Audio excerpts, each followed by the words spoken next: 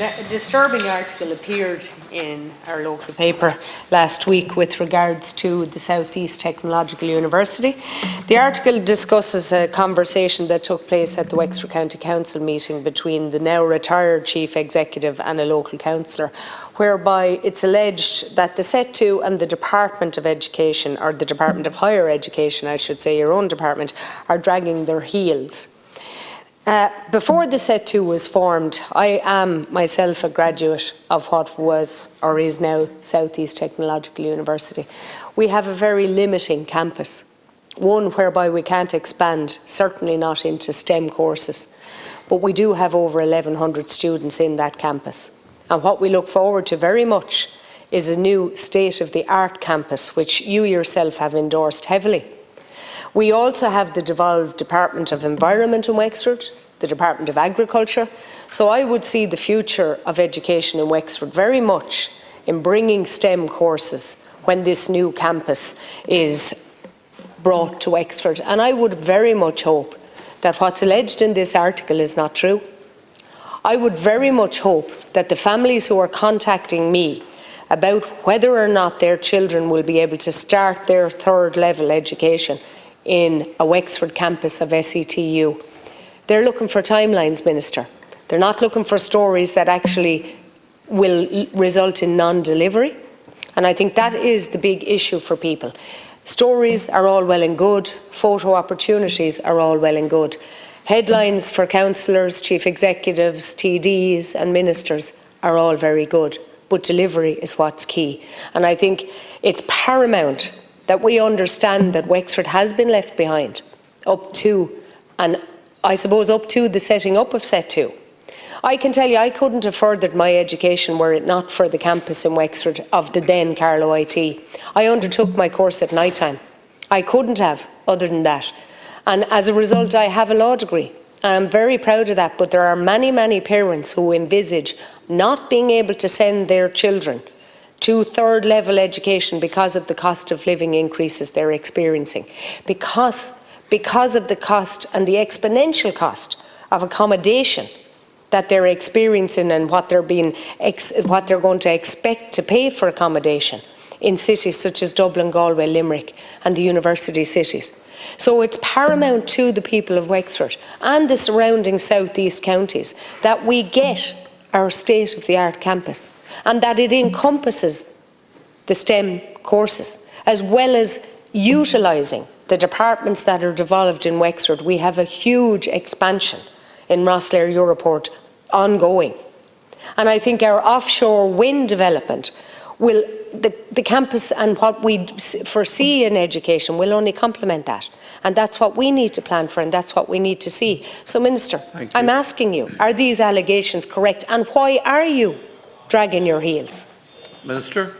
Thanks, Deputy Murphy. I'm hoping you ask a question that you know the answer to is that we're not dragging our heels, because the commitment that we've given to the people of Wexford, given to you, and the commitment we've given to the people of the South East is real.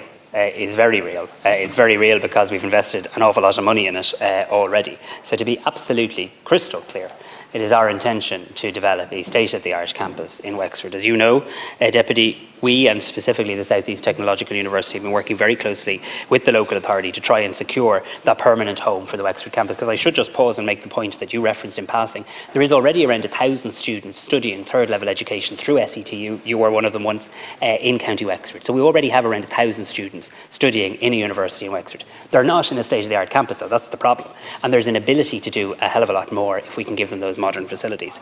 So we have, as you know, identified the preferred site. There's been a very lengthy negotiation process that didn't reach agreement, and Wexford County Council have since progressed the acquisition of a site totalling 48.5 acres by way of compulsory purchase order.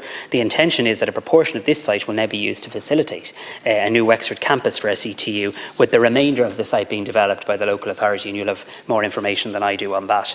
I was delighted to announce back on the 9th of November 2023 that the acquisition of the Wexford Town site site has progressed significantly. And what I mean by that is they had issued the notice to treat being served. Now, the legal advice to me is that once that notice is issued, it marks a very significant milestone because it legally obligates the local authority to acquire the property, and it also legally obligates the owner to surrender same.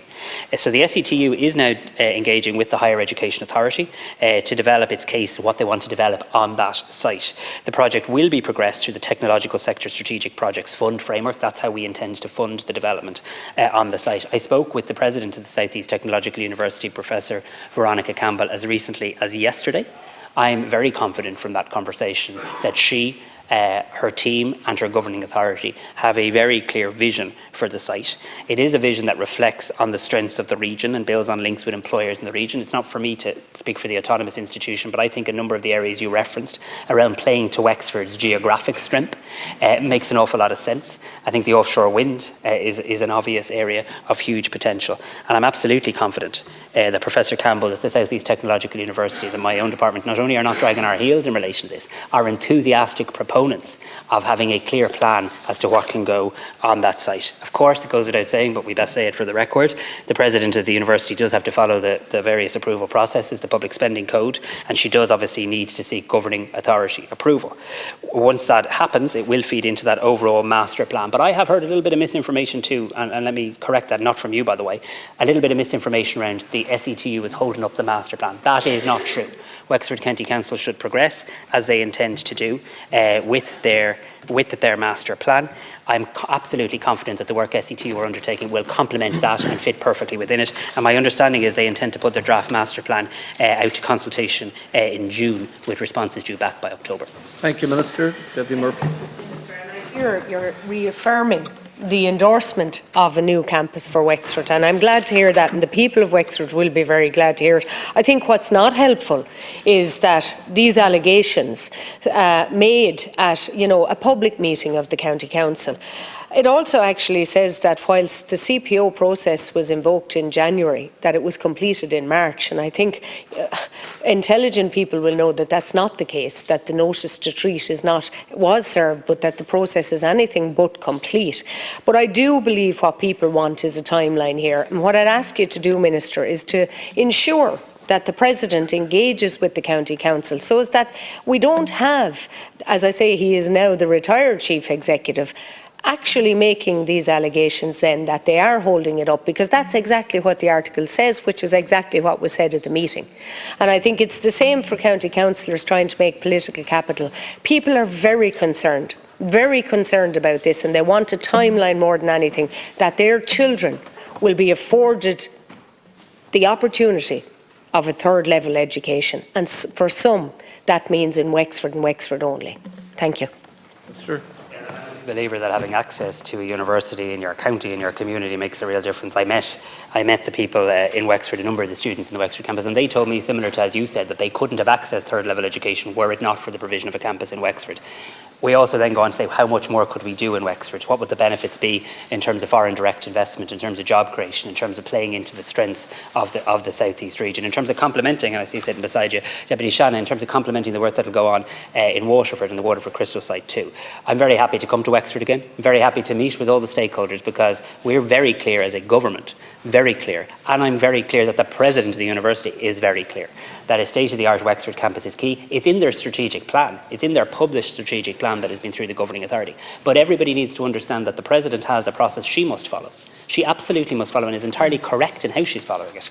The various approval processes that you have to go through in here as well. That doesn't in any way, shape or form mean that they don't intend to slot into the master plan. They do. I'm looking forward to the master plan going out to public consultation in June, to getting the feedback in October, and looking forward to visiting Wexford and having engagement on this shortly.